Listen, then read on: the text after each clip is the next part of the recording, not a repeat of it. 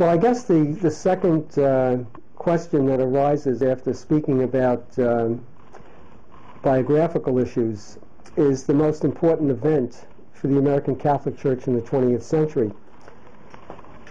Without doubt, I'd say it's the Second Vatican Council.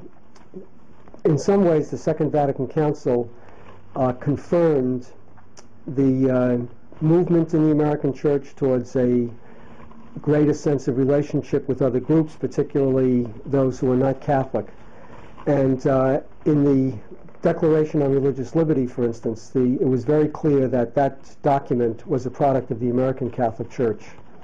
So in one sense, the Vatican Council was the most important event for the American Catholic Church, but the American Catholic Church itself had some role in that council, particularly in the area of religious liberty.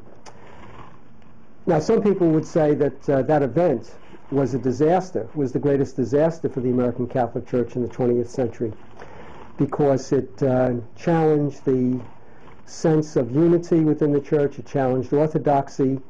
The windows that John the 23rd opened are seen by many people to have caused a draft rather than a breath of fresh air. And some see the role of the Church in the last 20 years as repairing the damage done by the Vatican Council. But for the American Church, there was a confirmation of some democratic tendencies within the Church, the emphasis on the bishops meeting on a regular basis, the change in the way some of the pastoral letters were written came from this sense of collegiality within the Church.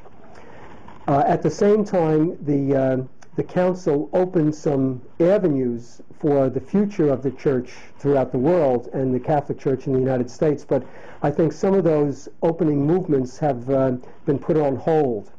Now, 30 to 35 years is not a long period of time in any organization that's been around for 2,000 years.